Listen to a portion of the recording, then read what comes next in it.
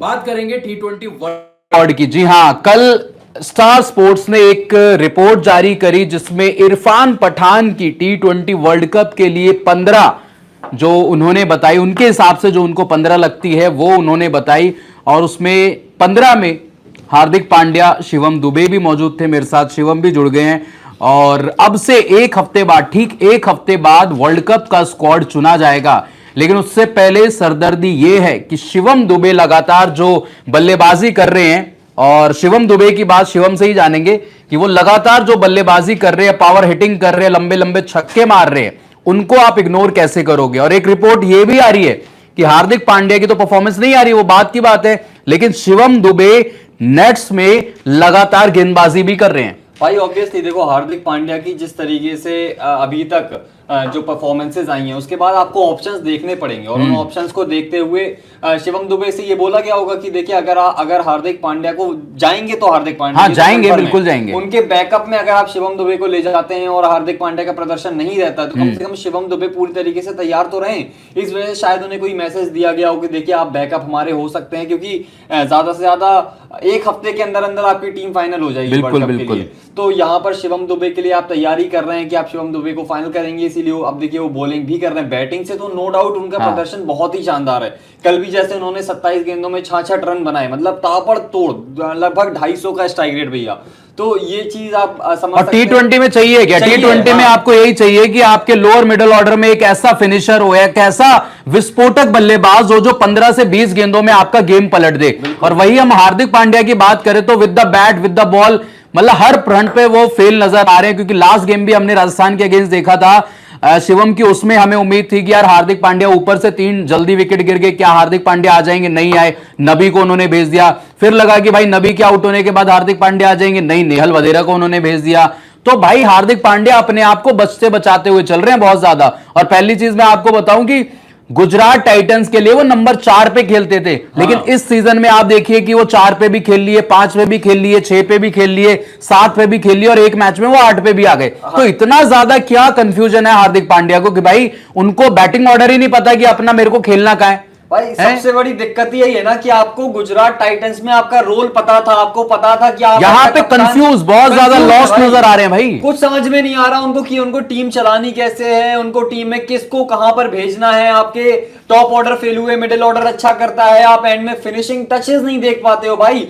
जब आपने अपने आप को वो रोल दिया है कि आप एंड में आ रहे हो, तो वहां पर आपको फिनिशिंग टच देने चाहिए। या तो आप स्टार्टिंग में आते जब आपके जल्दी 3 विकेट गिर गए थे पावर प्ले में, सही बात वहां पर आप ऊपर आते, वहां पर आपको अगर एंकर वाली इनिंग खेलनी और भाई है। कप्तान का फर्ज क्या होता है कि जब टीम मुश्किल में लगी हो, जब टीम के ऊपर से 3 विकेट गिर गए हो, तो आपका फर्ज बनता था कि मोहम्मद नबी जो 8वें नंबर पे बैटिंग करता है, आपने उनको नंबर 4 भेज दिया। आप क्या पवेलियन में बैठे बैठे वहां घास काट रहे थे क्या? सही बात है। आपकी यही अगर गुजरात टाइटंस में होता ना, तो आपको हार्दिक पांड्या ऊपर दिखते, वो खेलते ही ऊपर है। लेकिन मुंबई इंडियंस के लिए जो उन्होंने प्रेस कॉन्फ्रेंस में बोला था कि मैं एज अ फिनिशर खेलूंगा, मैं मुंबई इंडियंस के लिए ज्यादा से ज्यादा गेम फिनिश करूंगा। यहां पे बात हो गई कि मुंबई इंडियंस को ही वो फिनिश करते जा रहे हैं भाई। उन्होंने आईपीएल से ही बाहर कर दिया मुंबई इंडियंस को। भाई 8 मुकाबले हो चुके हैं जिसमें से 5 में हार है, और 3 मुकाबले जो उन्होंने जीते हैं ना, दिल्ली को हराया है, पंजाब को हराया है, और किसको हराया है, आरसीबी को हराया है। ये जो नीचे की लगी हुई टीम है, तीनों को उन्होंने हराया, बाकी सभी बड़ी टीम से हारी है। और सिर्फ आरसीबी के खिलाफ उनकी एक ऐसी पारी थी जहां पर आप मैच ऑलमोस्ट जीत चुके थे, 15 ओवर में जीत गए थे। और वहां पे उन्होंने 6 पे 21 रन मारे थे, वहां पर आपने 23 रन बनाए। उसके अलावा आपने कहां जाके मैच फिनिश किया है? एक सिंगल मैच, 8 में से एक सिंगल भाई, वो भी मैं आपको बता दूं, 8 में से जो 151 रन टोटल बनाए ना, 96 रन वानखेड़े के मैदान पर बनाए उन्होंने। बाकी सब इधर उधर देखो तो बहुत बड़ा फेलियर है। देखो बड़े मैच हम पिछले 10 सालों से खेल रहे हैं, हम पिछले 12 सालों से हमने इतने वर्ल्ड कप खेल लिए, बड़े मैचेस खेल लिए, नॉकआउट्स खेल लिए, सेमीफाइनल खेल लिया, हमारे हाथ में कुछ नहीं लगा। हम हारे ही हैं, मुंह के बल गिरे हैं, 10-10 विकेटों से हारे हैं। लेकिन क्या बड़े मैच का प्रेशर हमारे बड़े प्लेयर झेल पाते हैं? नहीं झेल पाते ना भाई। तो वही चीज है कि शिवम दुबे को एक बार मौका देना चाहिए। शिवम दुबे, ठीक है, गौतम गंभीर ने बोला Shivam Dube is a proper batsman, he is not a allrounder, because वो बॉलिंग ही नहीं करते। और सही बात है कि हमने भाई पिछले सीजन सीएसके की तरफ से देखा था, वो गेंदबाजी कर रहे थे, लेकिन इस सीजन में आप देखो सीएसके उनसे गेंदबाजी नहीं करा रहा, लेकिन फिर भी शिवम दुबे नेट्स में गेंदबाजी कर रहे हैं। उनको एक मैनेजमेंट की तरफ से भरोसा दिया गया है, एक मैसेज दिया गया है कि भाई आप हमारी स्कीम ऑफ थिंग्स में हो, आप हमारे वर्ल्ड कप की फ्लाइट में रहोगे, आप कृपया करके वहां पे बॉलिंग में प्रैक्टिस अपनी करें। और मुझे लगता है कि अगर वो 2-3 ओवर भी निकाल देते हैं वर्ल्ड कप में तो वो बहुत बड़ा प्लस हो जाएंगे टीम इंडिया के लिए, अगर वो 11 में खेलते हैं तो। बिल्कुल भैया, क्योंकि आप देखो ना अभी जिस तरीके से हार्दिक पांड्या खेल रहे हैं, आप बिल्कुल भी नहीं चाहोगे कि आप उन्हें अपनी टीम में रखो। हाँ ठीक है, उनके पास एक्सपीरियंस है, उनके पास बड़े मैचेस का जो एक्सपोजर है वो सब कुछ है, सही बात है। इस हिसाब से तो फिर आप यंगस्टर एक भी मत ले जाओ, एक भी मत ले जाओ, यंगस्टर्स के पास कुछ है ही नहीं, क्योंकि है आप फिर केएल राहुल को ले जाओ, क्यों विकेट कीपर केएल राहुल अभी है भाई, पिक्चर में वो भी है, पिक्चर में तो वो भी है, क्योंकि केएल, हम लोग तो यही चर्चा कर रहे हैं ना कि अब यंगस्टर्स को मौका दो, नहीं आप अच्छे जो अच्छा प्रदर्शन कर रहे हैं उनको मौका दो, क्योंकि केएल राहुल जिस तरीके से खेल रहे हैं, हमारे जितने भी हमारे व्यूअर्स हमारे भाई लोग जुड़ते हैं उनका यही कहना है कि भाई केएल राहुल टुक टुक पर ही खेलते हैं यार, और वो कब तक उन्हें वो नहीं बनते भाई, वर्ल्ड कप की टीम में नहीं बनते। इरफान पठान के मैं बाय द वे आपको 15 बता देता हूं, क्योंकि वो हमेशा शिवम दुबे को बैक कर रहे हैं। शिवम दुबे के लिए उन्होंने इतने ट्वीट कर दिए भाई की बहुत ज्यादा उनके वायरल ट्वीट हो गए। हार्दिक पांड्या पे तो पता नहीं राशन पानी लेके वो चढ़े हुए हैं, मतलब उनसे पता नहीं क्या खुंदस है। हालांकि उन्होंने टीम में रखा है, बट पहली चॉइस जो रहेंगे वर्ल्ड कप में इरफान पठान की, वो शिवम दुबे ही है। मैं आपको स्क्वाड बता देता हूं जो उन्होंने चुना है, अपने 15 जो उन्होंने बताए हैं उसमें रोहित शर्मा है, यशस्वी जायसवाल है, number 3 Virat Kohli, number 4 Surya Kumar Yadav, number 5 Rishabh Pant, number 6 Rinku, number 7 Hardik Pandya, number 8 Shivam Dube, number 9 Ravindra Jadeja, number 10 Yuzvendra Chahal, number 11 Kuldeep Yadav, 12 पे जसप्रीत बुमराह, 13 पे मोहम्मद सिराज, 14 पे अर्शदीप सिंह और 15 पे Gill as a backup opener आप समझ सकते हो। तो ये इरफान पठान की 15 है, और 5 जो आपके बैकअप प्लेयर रहेंगे, हो सकता है उसमें रवि बिश्नोई हो सकता है कि उसमें एक एक्स्ट्रा विकेट कीपर संजू को लेके जाएं, या फिर आप बोल सकते हैं कि केएल राहुल वहां पे विकेट कीपर हो और 1-2 आपको गेंदबाज वहां पे मिल जाएंगे, मयंक यादव मिल जाएंगे, हो सकता है वो एक बैकअप के तौर पर हो। वो देखिए इंजरी का उनका हाँ इंजरी है, बट वो देखते हैं ना कि अगर वहां तक फिट हो जाते हैं तो आपका बैकअप के तौर पे वो शायद से स्टैंड बाय में शायद से आपको देखने को मिलेंगे। लेकिन इसके अलावा हार्दिक पांड्या पर बहुत ज्यादा डाउट है, क्योंकि लगातार ये बातें हो रही हैं। और 27 तारीख को मैं आपको बता दूं जो दिल्ली और मुंबई का मैच है अरुण जेटली स्टेडियम में, उसके एक दिन बाद या फिर एक दिन पहले बीसीसीआई की एक बड़ी मीटिंग रखी गई है दिल्ली के मतलब दिल्ली में ही किसी होटल में वो मीटिंग रखी जाएगी, जहां पे T20 वर्ल्ड कप के स्क्वाड पर बात होगी, जहां पे T20 वर्ल्ड कप का स्क्वाड मोस्ट लाइकली चुना जा सकता है। और उसमें हार्दिक पांड्या पे सबसे ज्यादा बात होने वाली है, क्योंकि उनकी जो परफॉर्मेंस है, और 27 तारीख वाली गेम में भी अगर वो फ्लॉप हो गए, क्योंकि यशस्वी जायसवाल का वो वाला 100 आ गया, बहुत ज्यादा उनको कॉन्फिडेंस देगा और उनको वर्ल्ड कप की स्कीम ऑफ थिंग्स में रखा, क्योंकि ऐसा लग रहा था कि यशस्वी जायसवाल लगातार फेल, वो टीम से बाहर होते हुए नजर आ रहे हैं। लेकिन यशस्वी जायसवाल का 100 आता है, और वो जो विजुअल जो रोहित शर्मा के वो गले मिलते हैं,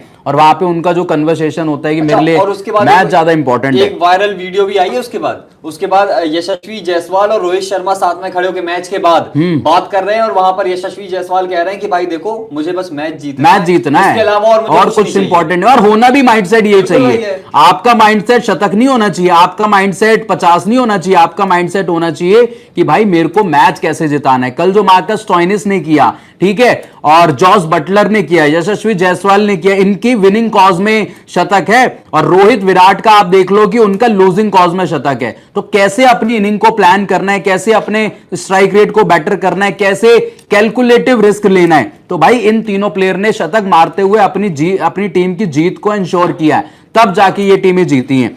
बिल्कुल भैया, देखो अगर आप जिस तरीके से टीम अपनी जो आपकी टीम को जरूरत है उस हिसाब से खेलेंगे ना, तो आप नो डाउट एक मैच विनर खिलाड़ी हैं, अपनी टीम के लिए बहुत इंपॉर्टेंट एसेट हैं। लेकिन हार्दिक पांड्या, आप कप्तान होते हुए आपकी टीम ने मिडिल ऑर्डर्स में अच्छा कर दिया, आपको बस जाके फिनिशिंग टच देने, आप वहां पर अगर नहीं कर पा रहे हो तो आपके ऊपर सवाल उठेंगे। और इसी वजह से आपने, ऐसा नहीं कि एक मैच खराब चला गया हो, 2 मैच खराब चला गया हो, या आपकी सिर्फ और सिर्फ बल्लेबाजी खराब हो रही हो, आपके तीनों चीजें यार, ना बैटिंग ना बॉलिंग और ना ही आपकी कप्तान, और वाइस कैप्टन है भाई वो वर्ल्ड कप में वाइस कैप्टन है। और मुझे लगता है कि ये बहुत ज्यादा एडिशनल प्रेशर होगा हार्दिक पांड्या पे कि भाई मैं उप कप्तान भी हूं, मेरी बॉलिंग सही नहीं हो रही, मेरी बैटिंग सही नहीं हो रही। और हार्दिक पांड्या कहीं ना कहीं मेरे को थोड़ा सा ऐसा लग रहा है मेंटली बहुत ज्यादा प्रेशर में है, क्योंकि जो उनको क्रिटिसिज्म मिल रहा है, उनकी टीम हार रही है, राइट कॉम्बिनेशन उनको नहीं मिल पा रहा है। ठीक है, जब वो भगवान के दर्शन करके आए थे, उसके बाद 2 मुकाबले जीते,